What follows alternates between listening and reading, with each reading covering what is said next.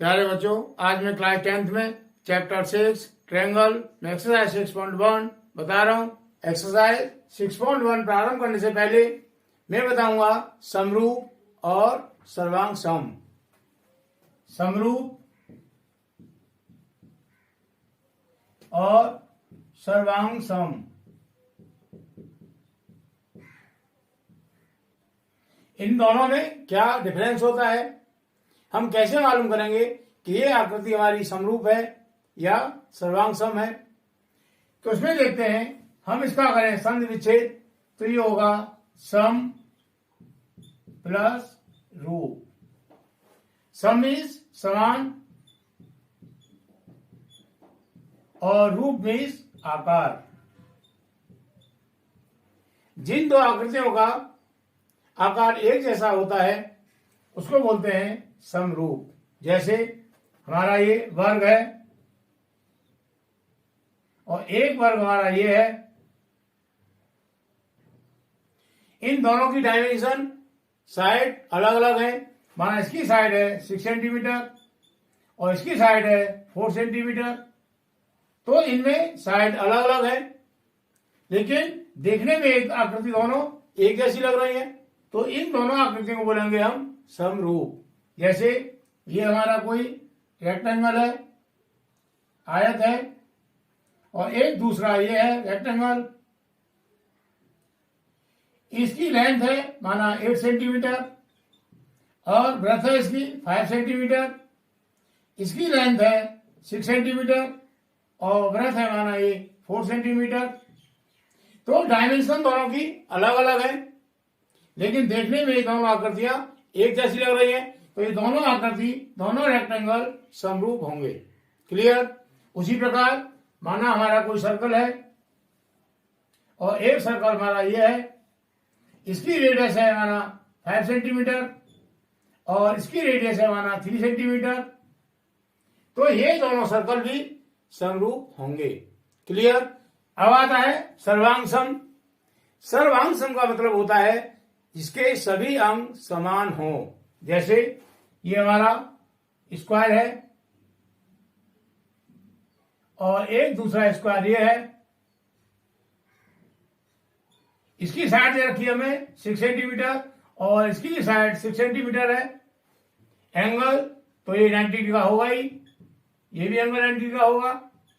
तो ये दोनों स्क्वायर सर्वांग सम होंगे। क्लियर। इसी प्रकार एक सर्कल हमारा ये है और एक दूसरा सर्कल ये है। इसकी रेडियस दे रखी है हमें 4 सेंटीमीटर और इसकी भी रेडियस 4 सेंटीमीटर है।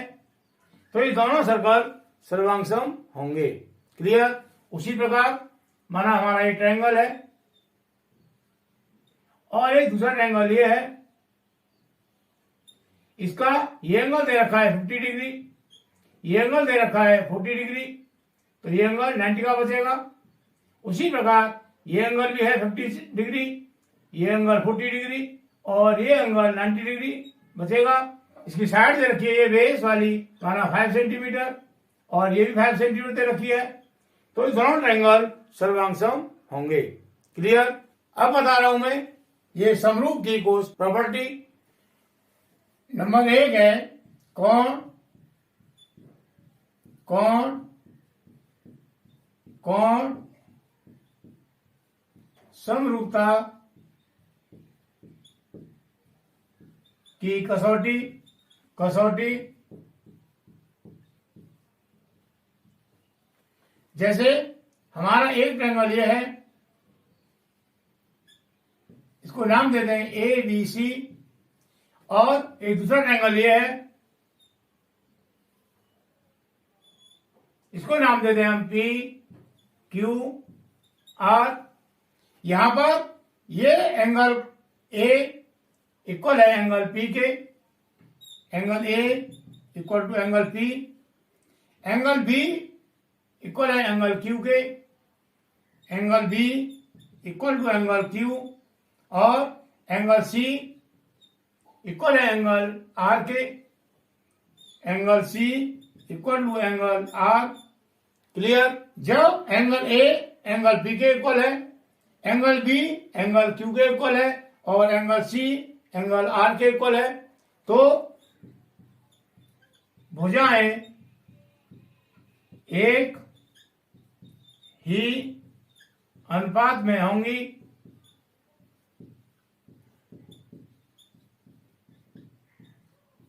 क्लियर? तो इसको लिखेंगे हम ए बी ये साइड अपॉन ये P Q. Side A B के एंगल ए और बी है और साइड पी क्यू के एंगल पी और क्यू है।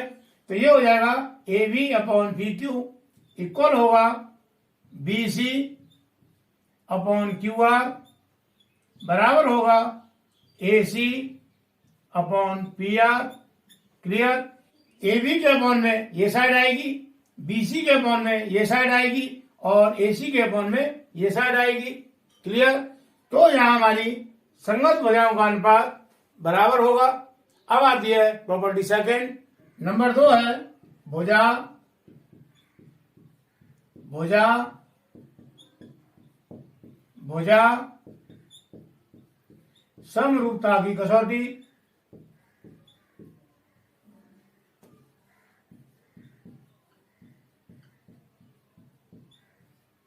क्लियर? इसमें हमारा एक त्रिभुज ये है,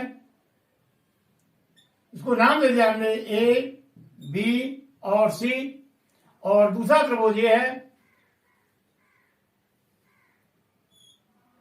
पी क्यू आर। इसमें हमें दिया है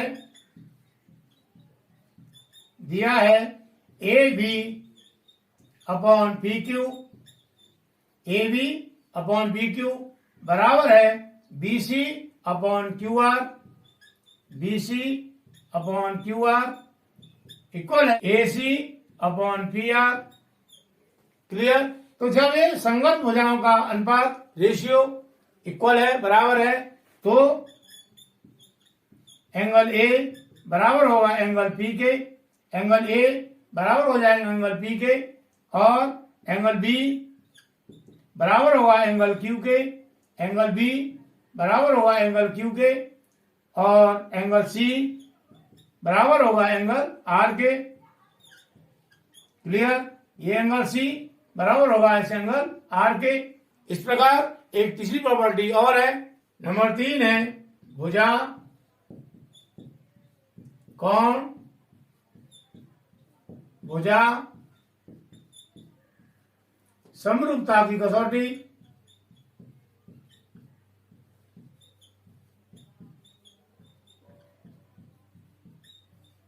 इसमें हमारा एक ट्रायंगल ये है ए बी सी, और दूसरा ट्रायंगल ये है माना एल एम और एन। इसमें हमें दिया है A B upon L M equal है A C upon L N. A B ये और एल एम ये और ए सी ये अपॉन एल एन ये, और दिया है इसमें angle A equal to angle L, angle A और एंगल एल ये दोनों इक्वल है। एंगल ए हमारा ए बी और ए सी दोनों भुजाओं के बीच में बन रहा है। एंगल एल भुजा एल एम और एल एन के बीच में बन रहा है। तो इन दोनों भुजाओं का रेशियो ये हो गया, और एंगल ए और एंगल एल ये हमें बराबर दिया है। तो इस कंडीशन में ये दोनों ट्रायंगल समरूप होंगे। क्लियर? समरूप का साइन ये होता है और सर्वांग सम का साइन ये होता है। इस प्रकार हम पहुंचे एक निष्कर्ष पर कि हमारी कोई भी दो आकृति यदि समरूप है, इस तरह से, इस प्रकार कोई भी दो आकृति यदि हमारी समरूप है, तो ये आवश्यक नहीं है कि वो दोनों आकृति सर्वांग सम हो। लेकिन यदि हमारी कोई दो आकृति सर्वांग सम है, इस तरह से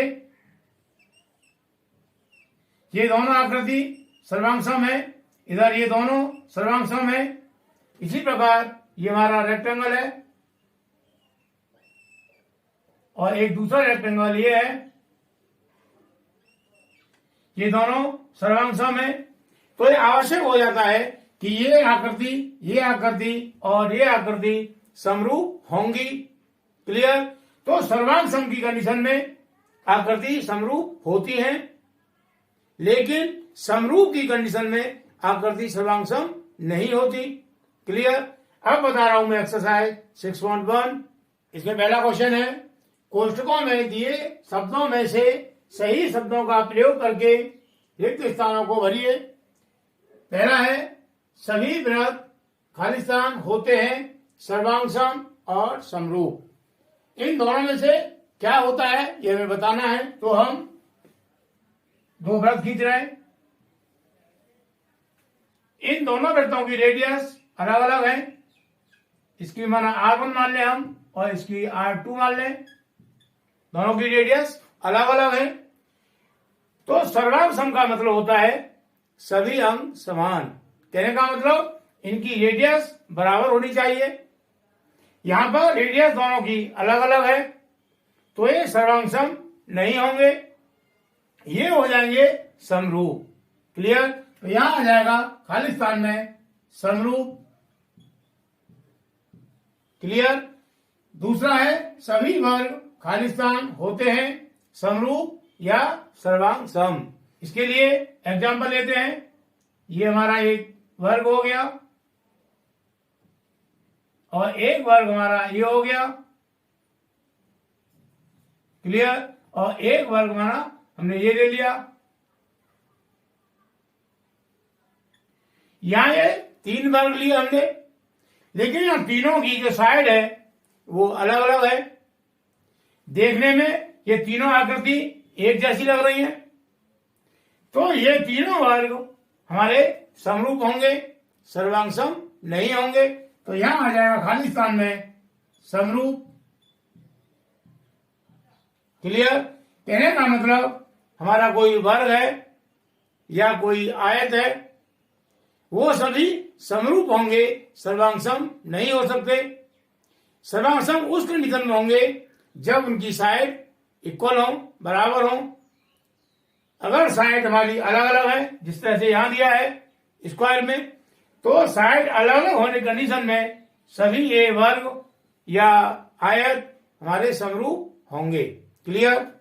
अब आता है थर्ड, सभी खाली स्थान त्रिभुज समरूप होते हैं समद्विबाहु या समबाहु। तो समद्विबाहु त्रिभुज हमारे समरूप होते हैं या समबाहु त्रिभुज समरूप होते हैं, ये हमें देखना है। तो हम लेते हैं समद्विबाहु त्रिभुज। एक तो ये हो गया और एक हमारा ये हो गया। क्लियर। समद्विबाहु समान दो भुजाएं, तो यहां ये दोनों भुजाएं समान है इसमें, और इसकी भी ये दोनों भुजाएं बराबर हैं, समान है। ये साइड माना 6 सेंटीमीटर है, तो ये भी 6 होगी, और ये 6 है तो ये भी 6 हो जाएगी। क्लियर। अब यहां पर ये साइड दोनों इक्वल है, ये भी साइड इक्वल है, और ये साइड इसके इक्वल है। लेकिन यहां क्लियर नहीं है कि ये जो एंगल है, क्या ये एंगल दोनों का बराबर है। यदि ये एंगल दोनों का बराबर नहीं है तो हमारी आकृति समरूप नहीं होंगी। क्लियर।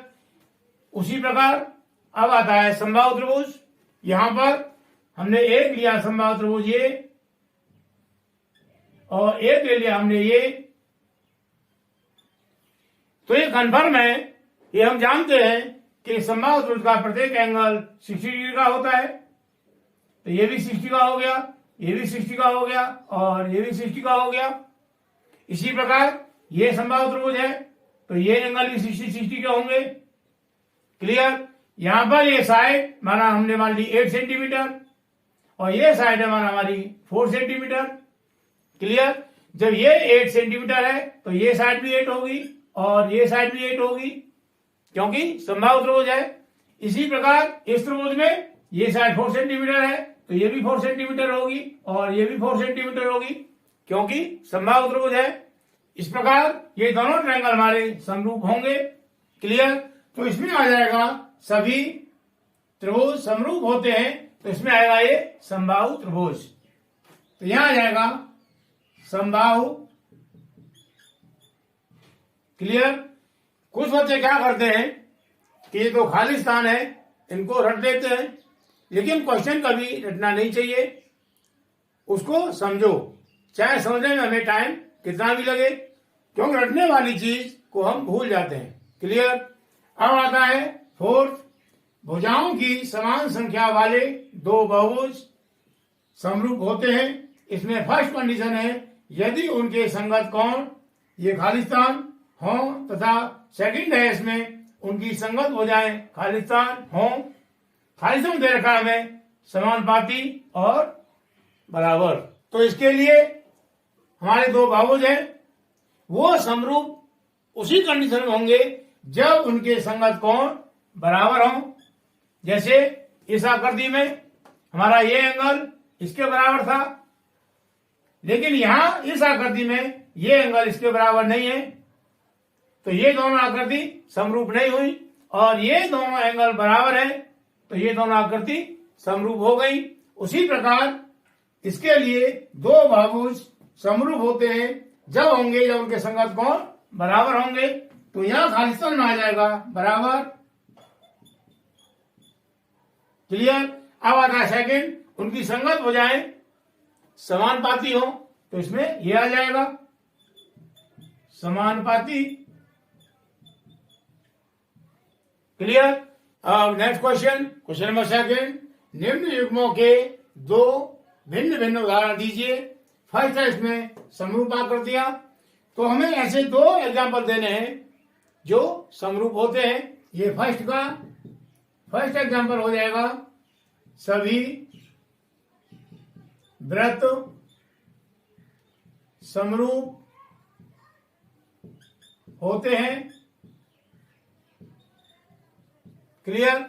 जैसे हमने एक वृत्त ये ले लिया और एक वृत्त हमने ये ले लिया, दोनों की रेडियस अलग अलग है, लेकिन ये दोनों वृत्त हमारे समरूप होंगे। क्लियर। इसी प्रकार इसका सेकंड हो जाएगा एग्जाम्पल, सभी वर्ग समरूप होते हैं। जैसे एक वर्ग हमारा ये है और एक वर्ग हमारा ये है, इन दोनों की साइड अलग अलग है, लेकिन फिर भी ये दोनों वर्ग हमारे समरूप है। इसमें हम एक थर्ड एग्जाम्पल और दें, सभी समबाहु त्रिभुज समरूप होते हैं। क्लियर। जैसे एक समबाहु त्रिभुज हमारा ये है और एक समबाहु त्रिभुज हमारा ये है, इसकी साइड दे रखी है हमें यहाँ 5 सेंटीमीटर और इसकी साइड दे रखी है हमें यहाँ 3 सेंटीमीटर, तो ये दोनों समबाहु त्रिभुज हमारे समरूप होंगे। क्लियर। अब आता है सेकंड में ऐसी आकृतियां जो समरूप नहीं है, तो सेकंड में हो जाएगा फर्स्ट, इसके लिए ये वृत्त हमारा ये है और एक वर्ग हमारा ये है, ये दोनों समरूप है नहीं है, तो लिखेंगे एक वृत्त और एक वर्ग समरूप नहीं होते।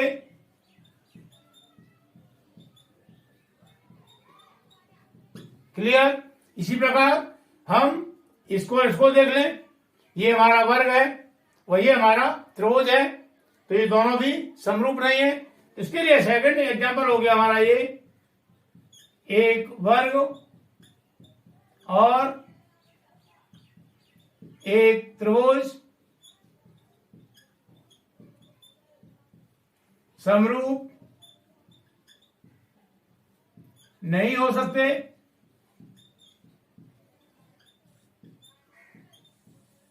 क्लियर। इसी प्रकार यहां थर्ड एग्जाम्पल है एक, माना हमारा ये कोई समद्विबाहु त्रिभुज है, इसकी ये दोनों साइड बराबर है, और एक है विषमबाहु त्रिभुज, इसकी ये तीनों साइड अलग अलग हैं, तो ये दोनों त्रिभुज समरूप नहीं हो सकते। तो लिखेंगे एक समद्विबाहु त्रिभुज और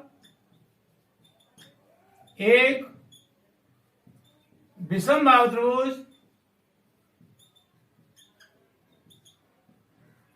समरूप नहीं होते।